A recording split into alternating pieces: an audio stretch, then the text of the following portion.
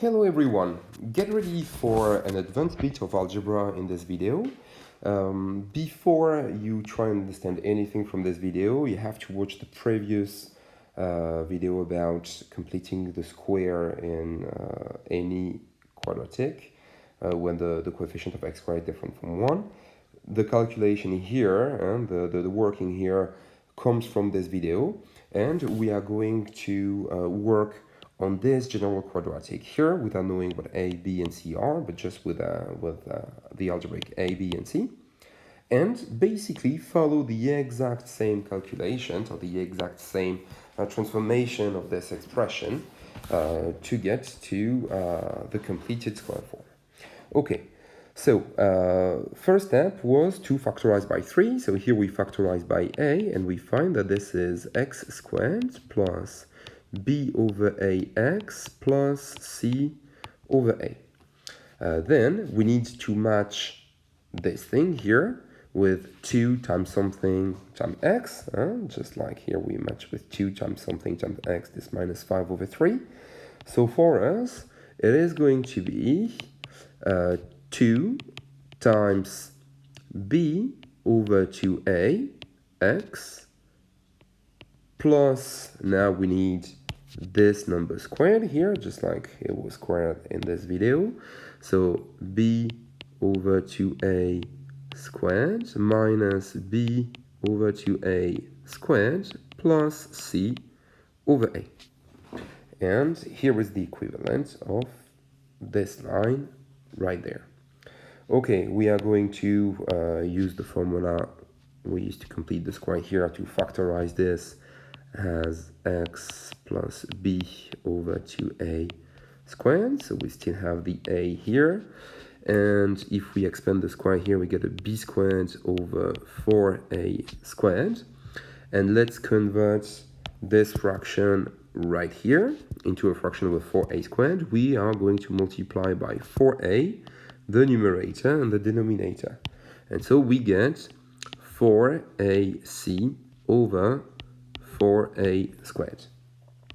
Okay, let's now collect the last two terms in the brackets. So we still have a brackets x plus b over 2a squared minus, and if you bring everything over the same denominator, you might want to notice that this plus here is turning into a minus, so that when you expand the minus back, when you split this fraction in two, the minus times the minus will bring you back to a plus. Let's now expand the a inside this bracket, just like that. We get a brackets x plus b over 2a squared minus b squared minus 4ac over 4a, as the a here will simplify with one of the 2a that make x squared. So here we are, we've completed the square for the original quadratic that we had, and we can use this to solve the equation equals 0, because this is what it's all about. It's really about solving this type of equation. So let's make some room for that, and let's continue to work from there. So adding this thing on both sides here will lead us to ax plus b over 2a squared is b squared minus 4ac over 4a. Then dividing by a on both sides to get rid of this a there leads us to x plus b over 2a squared is equal to b squared minus 4ac over 4a squared. Now to cancel out this square, we can take the square root. This is something we are only allowed to do if this is positive. You see that 4a squared will be positive, so it's something we are only allowed to do when b squared minus 4ac is positive. Because this b squared minus 4ac is so important here, mathematicians have given it a name, and it's called the discriminant of the quadratic, and it's written with a little delta, a Greek letter, like this.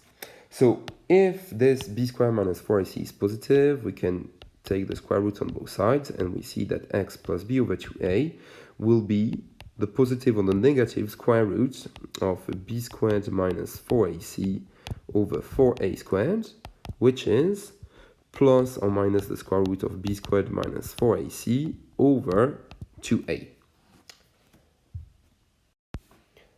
Finally, subtracting b over 2a on both sides leads us to x is equal to minus b over 2a plus or minus the square root of b squared minus 4ac over 2a, which is the quadratic formula. If you group this over the same fraction, you get x is equal to minus b plus or minus the square root of b squared minus 4ac over 2a. So here we are, this formula, which looks pretty complex, actually comes from the completed square form of this quadratic here. There is just one little step in which I fooled you a little bit, and it's transitioning from here to there. Maybe you've noticed, maybe you haven't. Well, if a is positive, it's fine. The square root of this is 2a. If a is negative, though, because you want the square root here to be positive, you would need a minus, okay? But if you have a minus here, you're basically changing this plus or minus into a minus or plus. So overall, it doesn't change the result. But maybe you've noticed, so here is the explanation.